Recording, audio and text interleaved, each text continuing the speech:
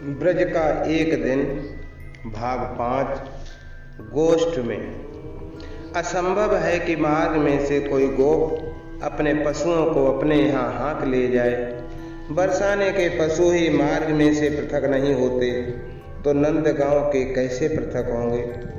पशुओं को पृथक करने की चेष्टा भी कौन करे। बालक तो अपने इस मयूर मुकुटी सखा को छोड़कर पल भर को हटना नहीं चाहते और गोपों को ये नेत्रों को परम लाभ दिन भर के पश्चात अब मिला है।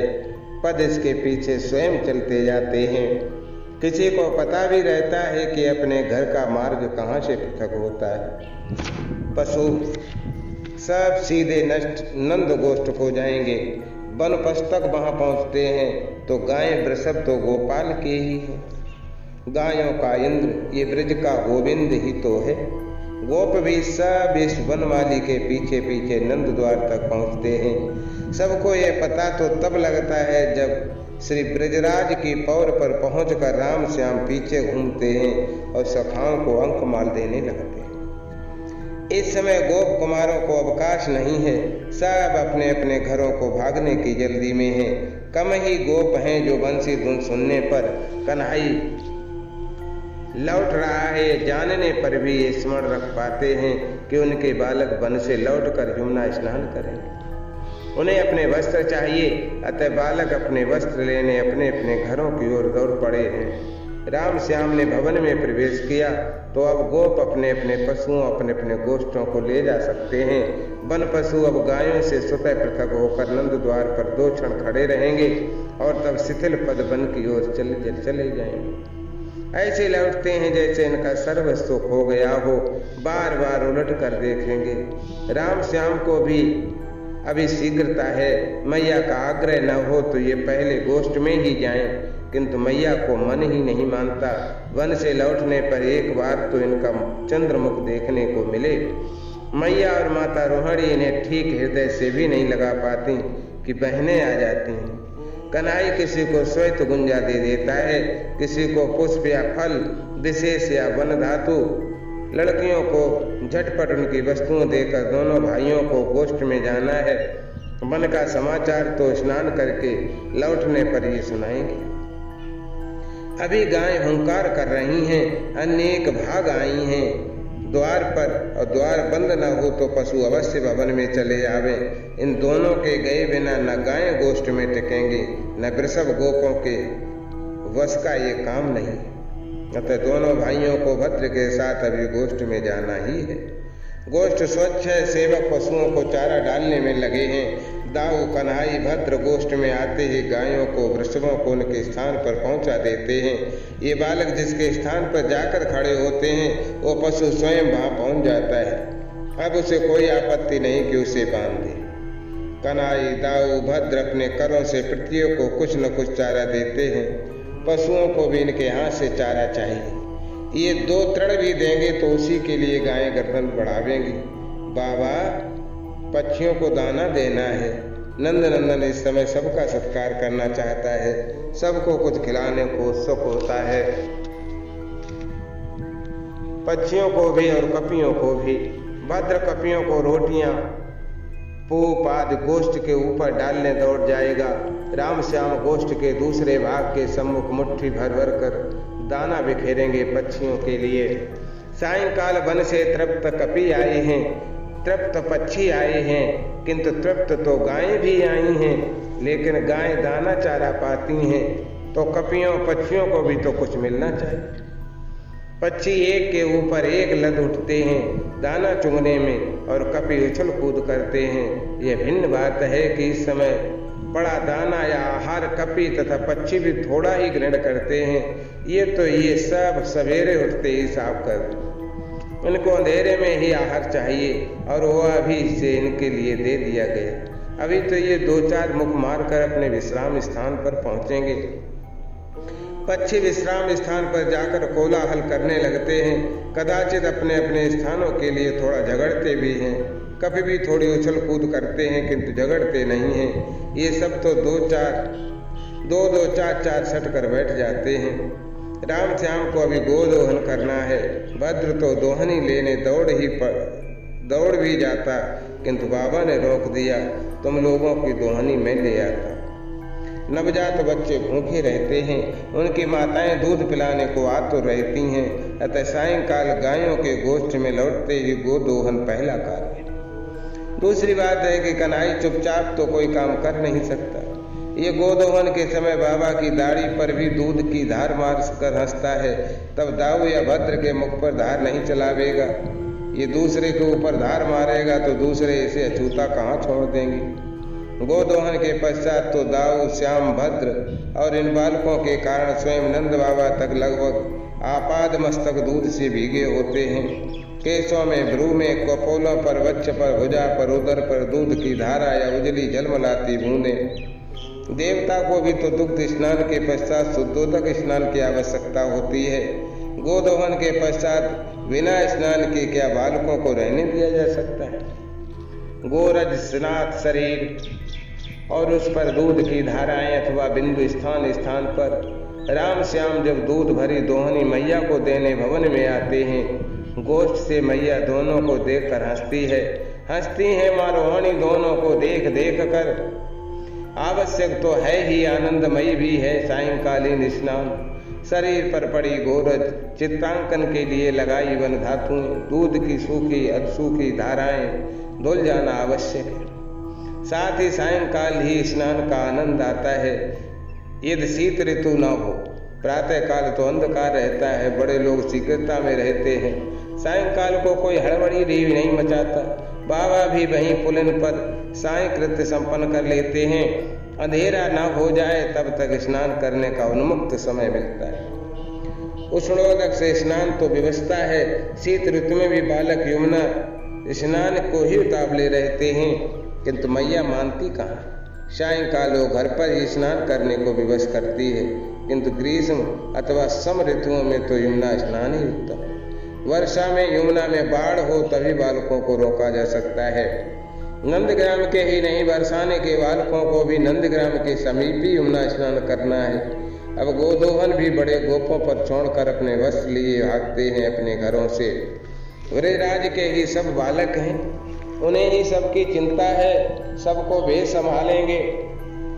बड़े गोप बालकों की ओर से निश्चिंत हो गए हैं, बाबा को ही बालकों को संभालना रहता है। अतः साय स्नान के समय ये अपने दोनों छोटे भाइयों को अवश्य साथ ले आते हैं। बाबा तुम संध्या करो। कन्हई बहुत नटखट है, कभी ये भी कह देता है बाबा बेचारा सूर्य दिन भर चलकर थक गया है, तुम झटपट संध्या करके इसे पानी पिला दो तो ये विश्राम करने चला जाए। तुम संध्या करो, हम चाचा के साथ स्नान करें। सभी बालकों को ब्रजेश्वर के सबसे छोटे भाई नंदन जी के साथ स्नान करना बहुत प्रिय। ये इनके साथ उन्मुक्त क्रीड़ा कर सकते हैं और नंद बाबा भी अपने छोटे भाई पर बालकों की सुरक्षा छोड़कर निश्चिंत हो सकते हैं। कन्हई अपने चाचा के कंधों पर चढ़कर जल में कूदेगा तो दूसरे सखा ऐसा क्यों नहीं करे। ब्रज के महामल्ल नंदन चाचा को 10-15 बालक कभी भारी नहीं लगते। बालक उछले कूदें, हंसें, पानी उलीचें, इसमें कोई आपत्ति नहीं।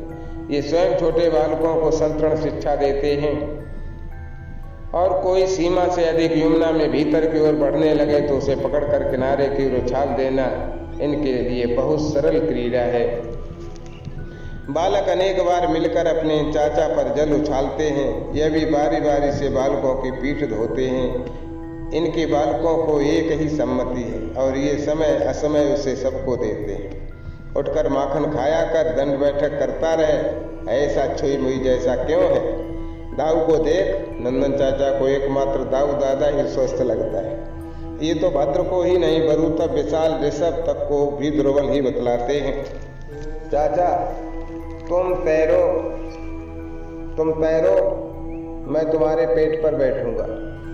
श्याम को चित्त तैरते चाचा के बच्च पर बैठकर सखाओं पर जल उछालना है, वहां से कूदना है। अब इसे लेकर चाचा गहरे पानी में तो जा नहीं सकते।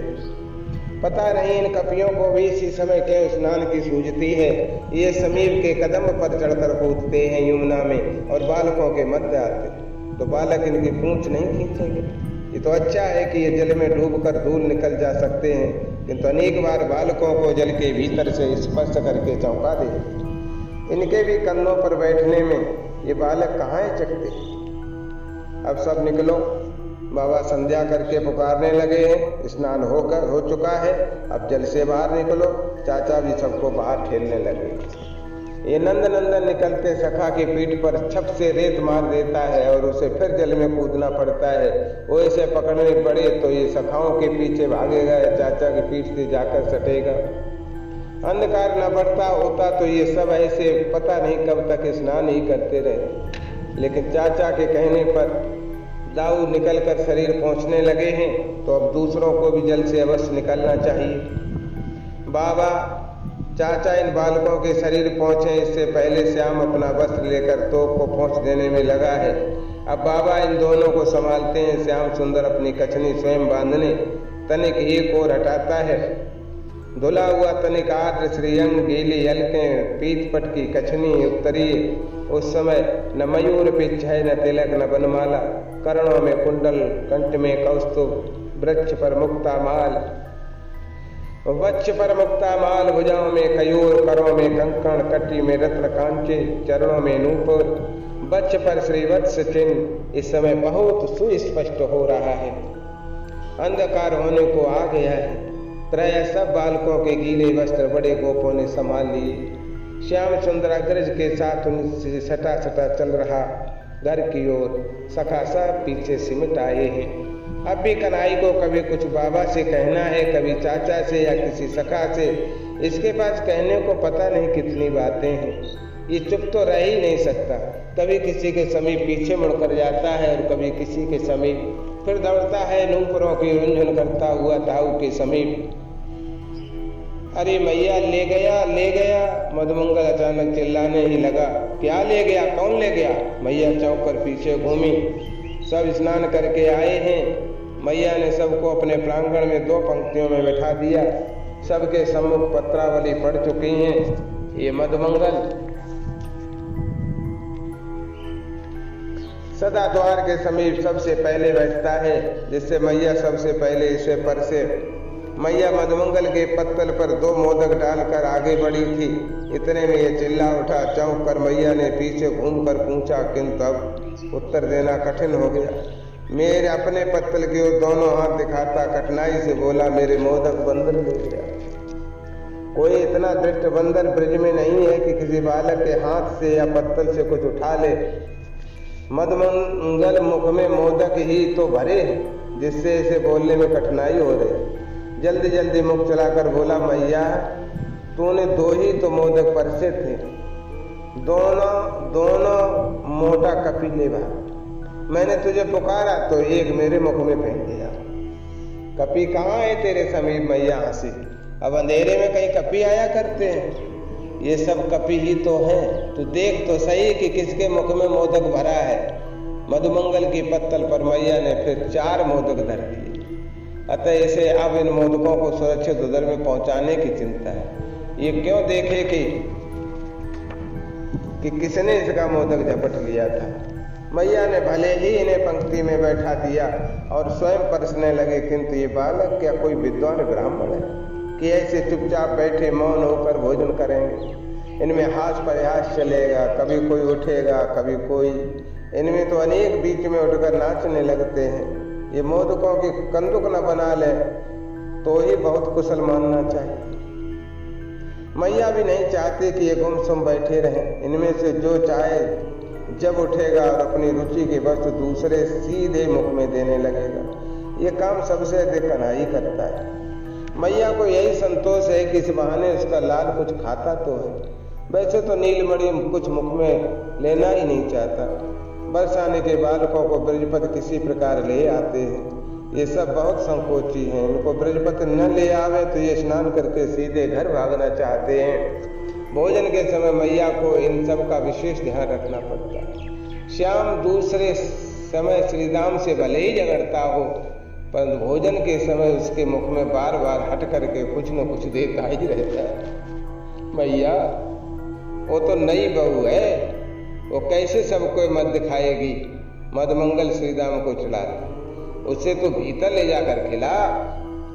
तू मोटा बंदर है, श्रीराम क्यों छोड़ दे मैया को? मैया इसे केवल फल दिया कर, भीगे चने दिया कर। ये छोटे बालक तो अनेक बार मैया के ही मुख में ग्रास देने लगते, तब मैया को हंसकर मुख हटाना पड़ता है, तू खा ले लाल। मैया और माता रोहिणी भी अपने हाथ से बालकों के मुख में ग्रास देती हैं, मनोहार करते हैं। ये बालक दिन भर वन वन गायों को पीछे भटके हैं, ये इतना थक जाते हैं कि इनसे इस समय भरपेट भोजन भी नहीं किया जाता। मैया को कभी संतोष नहीं होता कि किसी भी बालक ने ठीक भोजन किया है। मैया मैं बताऊं, कन्हई चाहे जब उठ खड़ा होता है, अभी तू भोजन कर ले तब बतला। ये बहुत मधुर पुए हैं। मैया जानती कि इसके लाल को वन में मयूर के नृत्य की, ससक की, कपी की, जाने किस किस की बातें बतलानी। और कुछ बतलाने लगेगा तो भोजन फिर भूल जाएगा। अभी तो मैया को ही बतलाना है कि पुए कौन सी बहन बना लाई है और बरसाने से क्या क्या है। तो ताई का बनाया कुछ नहीं लेगा तो दुखी हो। बालकों को जब इस समय यही भोजन करना है तो सब घरों से कुछ न कुछ आवेगा ही। ब्रजराज कुमार को सब में से कुछ मुख में डालना चाहिए, अन्यथा ताई दुखी हो जाएगी, चाची रूठ जाएंगी, बहन झगड़ेगी और भी पता नहीं क्या क्या होगा। मैया को ये सब विवरण रखना पड़ता है। मदमंगल की समस्या ही भिन्न रहती। सब इसके सम्मुख की पत्तल कभी टेंटी कभी करेले का ढेर कर देते और ये दोनों हाथों से मुख बनाता मैया को दिखाता, मैया तू अब इन गोप कुमारों को ब्राह्मण का प्रसाद वितरित कर, ब्राह्मण का प्रसाद वितरित कर। केवल मदमंगल ही अपनी पत्तल से उठकर दूसरे के सम्मुख नहीं बैठता, चाहे जो उठता है और चाहे जिसके सम्मुख जा बैठता है। कन्हई को बीच में उठकर दाऊ या भद्र के सम्मुख बैठना ही है। मैया तो केवल इतना चाहती है कि ये बालक कैसे भी कुछ खा ले। ये सब चाहे जब उठकर भाग खड़े हो सकते हैं, इसमें नीलमणि पर अधिक दृष्टि रखनी पड़ती। ये बाबा के समीप भागेगा तो दूसरे बैठे नहीं रहेंगे, ये तो मुख हाथ भी पूरा नहीं धोते। मैया को यह पकड़कर अपने नीलमणि का हाथ मुंह धुलाना पड़ता है। दाऊ भद्र बरू तपा सावधानी से हाथ मुंह स्वयं धो लेते हैं। बरसाने के बालक तो संकोची ठहरे, ये सब भी स्वच्छता का ध्यान रखते हैं कि तेजस्वी तोक जैसे छोटे बालकों को तो माता रोहिणी ही संभालना है। इस विषय में सब एक जैसे ही हैं, किसी भी समीप खड़ी गोपी के अंचल से ही मुख हाथ पहुँच लेंगे। मैया का अंचल तो सबके लिए ही है, हाथ पहुँचा मुंह पहुँचा न भी जाए तो कोई चिंता नहीं। सब तांबूल भरेंगे मुख में और भागेंगे, एक साथ ही सब भवन से बाहर भाग जाते हैं। अपनी मूंछ तू मुझे लगा दे बाबा। कन्हई किसी भी गोप की गोद में बैठकर उनकी दाढ़ी मूंछ से खेलने लगा। मेरी मूंछें तो सोच हो गई, वो वृद्ध पुलकित होकर कहेगा, इन्हें लगाकर तू बूढ़ा हो जाएगा, बूढ़ा बनेगा तू? हाँ बनूंगा। कन्हई गोद से उठकर कोई लकुट उठाता और कमर झुकाकर चलने लगता। मैं फिर ऐसे चलूंगा और ये नटखट वृद्धों के समान खांसने का ऐसा नाटक करता है कि सबको हंसी आ जाए। ये तो वृद्धों के समान भोजन करने के बाद मुख भी चलाता रहता है। बाबा, चाचा, ताऊ, ये ब्रजराज कुमार और ये गोप बालक सबको सेवकों के वे किसी न किसी संबंध से ही पहचानते बुलाते हैं। बिना संबंध के इन्हें पहचानना ही नहीं आता। गोपियों में, स्त्रियों में, सेवकाओं में भी कोई ताई है, दादी है, चाची है, भाभी है, बहन है। गोप ग्रामों में तो अत्यजों से भी कोई निकट संबंध लेकर ही संबोधन चलता है। कन्हई कभी एक और कभी दूसरे की गोद में बैठता है, किसी के पेट पर हाथ फिराकर पूछता है, तुमने इतना बड़ा पेट क्यों बनाया? किसी की झुर्रियां सहलाता कहता है, ताऊ ये तुम्हारे देह पर ऐसा चर्म कैसे बना? कभी कपी के सामने मुख नेत्र बनाकर खौं-खौं करता है और कभी किसी के चलने बैठने बोलने की नकल करने लगता है। एक एक की गोद में कई कई बालक बैठते हैं और झगड़ते भी हैं कि मैं यहीं बैठूंगा। कन्हई और इसके सखा द्वार पर आते हैं तो प्राय पूरे ग्राम के गोप बाबा के समीप बैठे मिलते हैं। बालकों के समीप बैठने का यही अवसर है। वो भोजन तो तब करेंगे जब ये बालक घरों को लौटेंगे। गोपियों को उसके पीछे ही भोजन करना है। गोपों को अपने बालक अपने साथ ले जाते हैं, किंतु अभी किसी को इसका स्मरण कहाँ। अभी तो नंद नंदन धूम कर रहा है, सब इसकी क्रीड़ा देखने में लगे हैं। सबके ही हृदय उत्सुक हैं कि ये नील सुंदर दो क्षण उसकी गोद में आकर बैठ जाए। दाऊ अर्जुन जैसे ही दो चार बालक हैं जो बाबा या किसी दूसरे बड़े गोप के समीप शांत बैठते हैं, उनको भी कन्हई कभी हाथ पकड़कर उठा लेता है। इस घनश्याम को इस समय बहुत कुछ बतलाना रहता है। वन में क्या क्या हुआ, किसने क्या किया, बालकों ने ही क्या किया सो नहीं, गायों ने, वृषभों ने, बछड़ों ने क्या किया वो भी। ये कहने लगेगा गौरव ने सुबल का पटुका झपट लिया और भागा।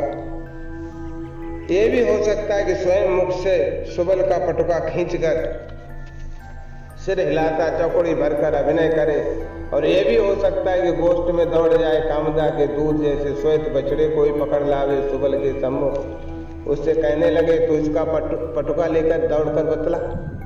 नंद नंदन अभियोग उपस्थित करने लगेगा तो भी ठिकाना नहीं कि किस किस पर अभियोग लगावेगा। इसे धर्म पर अभियोग लगाना है कि वो सींग से मिट्टी खोदता है और अपना सिर धूसर कर देता है। नंदिनी इसके अलकों में लगी माला खा गई थी। मदमंगल अपनी नाभि से दही पी रहा था। बालक हंसते हैं, ताना बजाते हैं, ताली बजाते हैं, कभी कन्हई समर्थन करते हैं, कभी प्रतिवाद करते हैं, कभी इसकी बात का विवरण देने लगते हैं, व्याख्या करने लगते। गोपों को रस है इस नील सुंदर के इन वचनों में। वे बीच बीच में इसे प्रोत्साहित करने लगते, किसी और से दूसरी ओर आकृष्ट करने के लिए पूछते, लाल तुझे श्वेत गुंजा कहाँ मिली?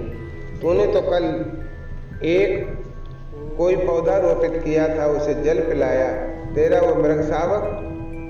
श्याम सुंदर पूछा गया कि विवरण भी सुनाने लग सकता है, पूछने वाले के समीप जाकर उसके मुख पर हाथ भी रख सकता है। चाचा तू पहले मेरी बात सुन। तुम लोगों ने अभी भोजन किया है, कोई भी वृद्ध गोप समझावेगा, भोजन पच जाए तब शरीर में बल आवेगा, तब लड़ना। अभी लड़ने से भोजन में पेट में उलट पलट हो जाएगा, पचेगा नहीं। बाबा तुम कथा सुना।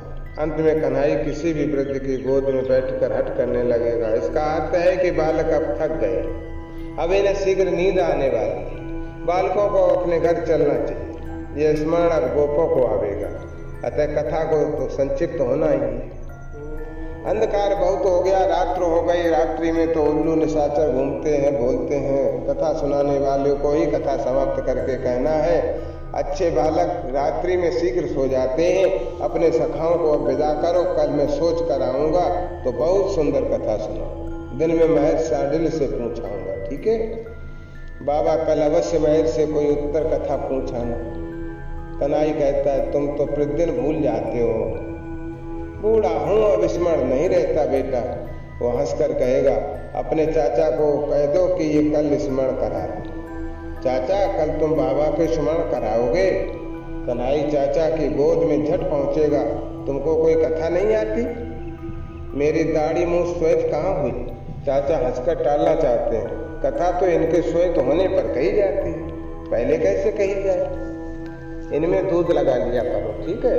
कन्हई को इसमें कठिनाई नहीं दिखाती। समस्त्र के केस काले हैं तो श्वेत क्यों नहीं किए जा सकते? कथा यदि काले समस्त्र से भड़क कर भाग जाती है तो समस्त्र में दूध लगा। चाचा तुम इतना भी नहीं जानते? नहीं लाल, चाचा को जानकर नहीं बनना है, जानकार नहीं बनना है, लेकिन दूध तो कच्चा जाएगा। अब तो मैया ने दूध अग्नि पर रख दिया, कल तुम दूध लगा देना। अब आज सखाओं को बिता। अच्छा कल तुम कथा सुनाना, ठीक है? श्याम सुंदर चाचा की गोद से उठ खड़ा हुआ होता है। इसे कोई बात दो घड़ी तो स्मरण रहती नहीं। चाचा के समस्त्र में दूध लगाना कभी स्मरण आवेगा। अब गोपों को उठना है, बालकों को घर ले जाना है। श्री नंद बाबा सबसे पहले किन्हीं 2-3 को आदेश करते हैं कि बरसाने के बालकों को छकड़े में बैठाकर पहुंचा जाए।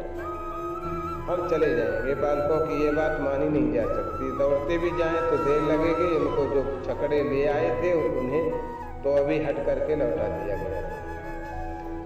कन्हई जो है एक एक को अंकमाल देता है। दाऊ केवल रात्रि भर को पृथक होना है, और ऐसा लगता है जैसे पता नहीं कितने कल्पों को पृथक होने जा रहे।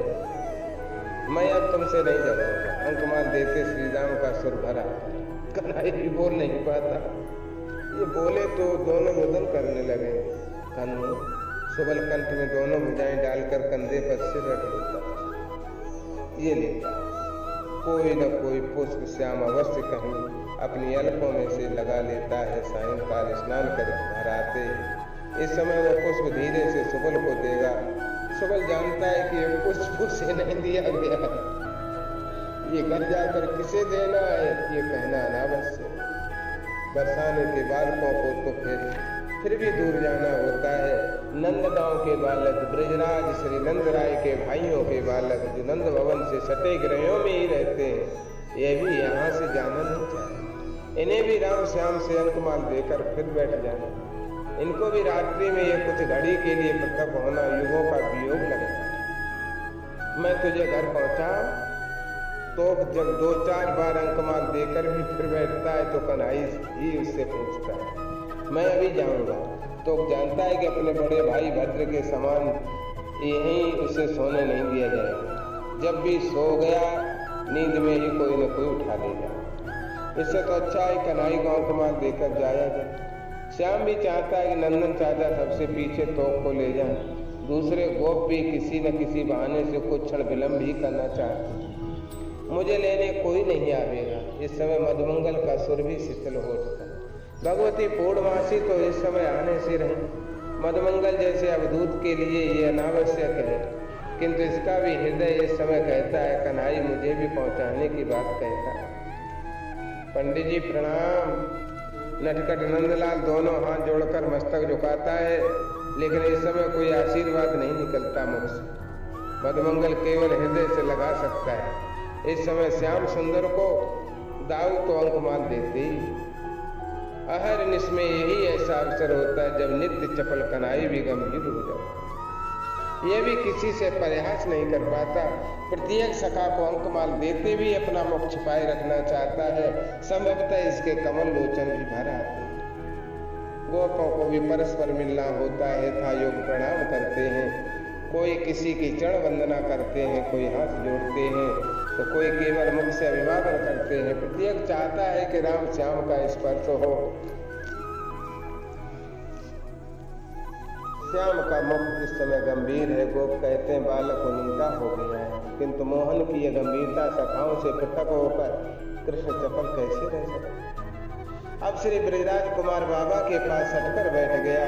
कृष्ण पार्श्व में बैठे तो भद्र अंक में बैठेगा, कृष्ण अंक में बैठे तो भद्र पाम पार्श्व बैठेगा। दाऊ तो सदा बाबा के दाहिने पार्श्व में सटकर ही बैठे। बाबा कथा। अब यह नीलमणि बाबा के कंधे पर या उदर पर सिर रखकर बैठ गया। ये बाबा की नाभि में या कान में उंगली तो चलाता ही रहेगा, किंतु बाबा को कथा कहना है, कोई प्राण कथा बाबा प्रतिदिन इन बालकों को सुनाते तो ओंकार ही देता रहे। बाबा चाहते कि नीलमणि अभी सो न जाए। दाऊ ऐसे नहीं सोएगा, उसे सोना होगा तो अपनी सैया पर जाकर लेटेगा और जट सो जाए। ऐसे तो पूरी रात बैठा रह सकता। भद्र ऊँगने लग सकता है, लेकिन मैया दूध पिलाने आवेगी तो नींद में भी पात्र मुख से लगा देने पर दूध पी लेगा। बीच में मुख हटा भी ले तो केवल पुचकारना होगा, लाल दूध पी। अभी तूने दूध नहीं पिया। कन्हई तंग करेगा तो दूध पीने में ये सो गया तो सो गया। ये तो जागते जागते भी दूध पीना नहीं चाहता। छोटा था तब से इसे पता नहीं क्यों दूध से रुचि है। मैया का दूध हट करके पीता है। किसी भी गाय के थनों में मुख लगाकर गैया का दूध पीना इसे प्रिय है, किंतु गर्म किया हुआ दूध देखते ही मुख पिचका तू तो को पिला, भद्र को पिला दे, दाऊ को पिला दे, या सचकर स्वर्ण बिल्ली को पिला दे। कन्हई को दधी माखन रुचता है, गर्म किया दूध नहीं रुचता। लेकिन बालक दिन भर गायों के पीछे थकते हैं। नीलमणि वैसे भी बहुत दुर्बल है। 2 घूंट दूध भी इसके कंठ से नहीं उतरेगा तो अधिक दुर्बल हो जाएगा। बाबा तो एकाहारी है, सायंकाल अब दूध ही लेते हैं। बालक दूध न पिए तो बाबा दूध पी सके। रात्रि का पिया दूध ही देह को लगता है। अतः जब तक मैया आकर अपने नीलमणि को दूध न पिला दे, इसे जगाए रखना चाहिए। अतः बाबा चाहते हैं कथा की हुंकारी देता रहे। हुंकारी दादा दे। कन्हई दाऊ की ओर देखता, दादा तेरा कोई सो रहा है। कि उसे ओंकारी देने को कहूँ। बाबा कभी दाऊ को ओंकारी देने को नहीं कहते। भद्र देगा। श्याम भद्र के कंधे पर हाथ धरता है। बाबा तुम भद्र को कभी ओंकारी देने को नहीं कहते, ये ओंकारी दे। भद्र भी शीघ्र नहीं सोता। बाबा अपने लाल को पुचकारते, तू ओंकारी नहीं देगा तो मुझे बीच में ही निद्रा है, कथा अधूरी रह जाएगी। अधूरी कथा तो रात भर होती है। कथा को रोना तो नहीं चाहिए। नंदनंदन किसी को रोते नहीं देखना चाहिए। ओंकारी देते रहता है, इसे अच्छा तो नहीं लगता, किंतु कथा सुनती है और कथा को रोना नहीं चाहिए। अतः ओंकारी देगा। कन्हई ओंकारी देना स्वीकार कर लेता है, तब बाबा कथा प्रारंभ करता है। कछुए मछली की कथा नहीं है।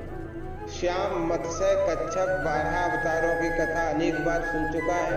ये कथाएं इसे स्मरण है। नरसिंह अवतार की कथा पर कम आपत्ति करता है। वामन परशुराम चरित्र सुनने की स्वयं मांग नहीं करेगा। स्वयं कहना हो तो कहेगा राजा के 4 कुमारों की कथा। पता नहीं क्यों श्री ब्रजेंद्र नंदन को रामचरित्र सुनना बहुत प्रिय है। दावा भी बार बार बड़े प्रेम से सुनाते हैं। ये चरित्र तो एक दिन में पूरा होने वाला है नहीं। जब प्रारंभ हो जाता है, दाऊ भद्र या श्याम ही बाबा को स्मरण दिलाते हैं, वो भारी धनुष किसने तोड़ा। इस प्रकार पहले दिन जहाँ कथा समाप्त हुई थी, वहां से आगे प्रारंभ।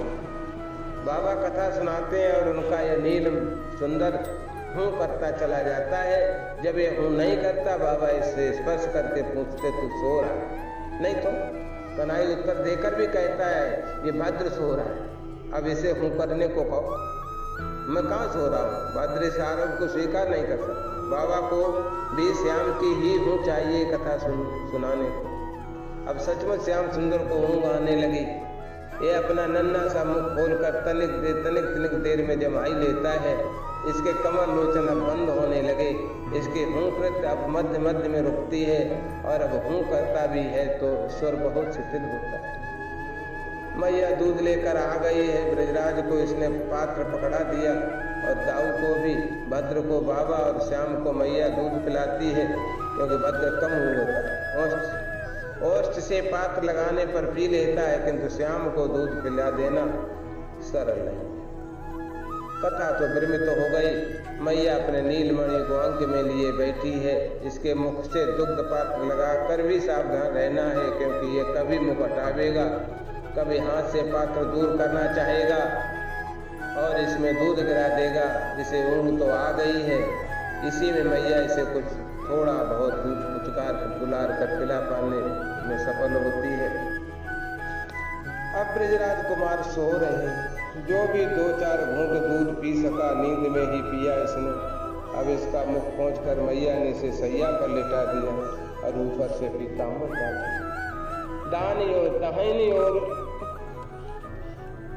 सटाकर दाऊ की सैया है और वाम भाग में भद्र के बालकों की सैया सटाकर लगानी पड़ती है, क्योंकि नीलमणि नींद में भी कर से टटोलता है। इसे अपने अग्रज या भद्र का हाथ मिल जाना चाहिए। ये तो इसकी हट है कि अकेले सोएगा, किंतु अकेले ये सो नहीं पाता। नींद में भी इसे किसी की समीपता का आभास होना चाहिए। कोई टटोलने पर पास नहीं मिलेगा तो ये नींदा उठ बैठेगा और नींद में ही सैया से उतर कर चल देगा। पता नहीं किसे ढूंढने चल देता है। शैशव में जब चलने ही लगा था, ऐसे अनेक बार करता है। मैया इसके समीप से उठकर कहीं गई, ये पालने से उतर कर चल देता है। अब भी अवसर मिल जाए तो श्याम गोष्ठ में जाकर किसी गैया के पेट से सटाया किसी बछड़े से चिपका सोता मिलेगा। छोटा था तो कब तो किसी बिल्ली के ऊपर कर रख कर भी सो जाता था। अब केवल इतना होता है कि अपनी सैया पर नहीं है तो भद्र या दाऊ के साथ सो रहा होगा, किंतु ये काम होता है क्योंकि नींद में भी दाऊ या भद्र इसकी ओर पीठ कभी करेंगे नहीं। उनके कर बहुधा एक पद भी इसी की सैया पर रहेंगे, अतः नींद में टटोलने पर ये उन्हें पा लेता। कन्हई को सैया से उठकर चल देने का अवसर ही नहीं। उसके दोनों ओर दाऊ या भद्र की सैया तो सटी रहती है। सिर की ओर बाबा अपनी सैया बालकों की सैया सटाई रखते हैं, क्योंकि उन्हें रात्रि में इन बालकों के ऊपर के वस्त्र कई बार ठीक करने पड़ते हैं। ये पैर मारकर ओढ़ने के वस्त्र प्राय हटा ही दिया गया। सैया से उठकर चल देने का रोग भद्र को भी, किंतु बाबा जानते हैं कि भद्र सैया पर नहीं है, तो गोष्ठ में कामदा या नंदा के सामने घास में जाकर सोता होगा। पता नहीं उसे क्यों वहीं जाना रहता। वो ऐसा करता तो कभी कभी है, किंतु बाबा को उसे देखना पड़ता है, उठाकर ले भी आना पड़ता है। बहुत कम अवसर होता है जब बाबा को दाऊ को वस्त्र उड़ाना पड़े। कदाचित ही पार्श्व परिवर्तन के समय दाऊ का वस्त्र इसके अंग से खिसकता हो। दाऊ ऐसे सोता है जैसे केवल नेत्र बंद किए पड़ा है। भद्र अपने चद्दर पैरों की ओर खिसका देता है, वैसे ये भी दाऊ के ही समान कन्हई की ओर ही मुख करके अपना बायां हाथ शाम की सैया तक बढ़ाकर सोता है। कन्हई तो निद्रा में ही कुलबुलाता रहता है। इसका पीठ पट कभी दाऊ की ओर कभी भद्र के आसपास जा पड़ता है। कभी तो ये पैर मारकर उसे सैया से नीचे गिरा देता है और तब बाबा को उठकर नीचे से इसका पीताम्बर उठाकर उसे ढकना पड़ता है। दाऊ स्थिर पड़े रहते हैं। भद्र यदा कदा नींद में भी बोल पड़ता है, किंतु नींद में ये एक दो बार कनू कहकर शांत होता है। भद्र खिसकता है किंतु सिर की ओर खिसकता है और कभी अपना उपधान बाबा की सैया तक भी नहीं पहुंचा देता।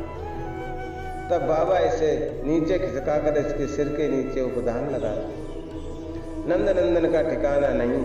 ये तो कभी दाऊ की और कभी भद्र की सैया पर पहुंचकर उनसे लिपटा सोता मिलता है। कभी नीचे खिसकता है, कभी ऊपर, कभी इसका उपदान खिसकता है, कभी उत्तरे। पता नहीं बाबा सोते कब होंगे। बालकों को संभालना पड़ता है उन्हें बार बार। जब सिर उठाते हैं कई क्षण अपने नित्य लाल को देखते रहते हैं। निद्रा आलस से पता नहीं कहाँ भाग जाते हैं। भुवन सुंदर कन्हई पर दृष्टि पड़ने पर हल्के बिखर कर बाल कपोलों के चारों ओर आ गई हैं। इन कोमल घुंघराली सघन सूक्ष्म अलकों से घिरा चंद्रमुख बाल पर मैया ने सायंकाल जो तिलक लगा दिया था नाम मात्र का रह गया। अलकों के मध्य से कुंडल झांक रहा है। दूसरे कर्ण का कुंडल तो इसके पार्श्व शयन से नीचे हो गया। नेत्रों में लगा अंजन कपोल पर तनिक भाल पर भी फैल गया। सुकुमार उच्च नासिका के नीचे अत्यंत पतले अधरोष्ट केवल एक अरुण रेखा लगते हैं। मुख नन्ना सा है, कम कंठ में कौस्तुभ जगमगा रहा है, जैसे प्रेम का अधिदेवता वहां आ बैठा।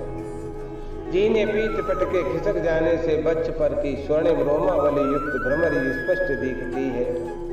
मुक्ता माल झुकी सैया का स्पर्श कर रही है। त्रिबली युक्त पतले उदर के मध्य गहरी नन्ही नाभि की शोभा मंद मंद हिल रहा है श्वास के कारण उदर।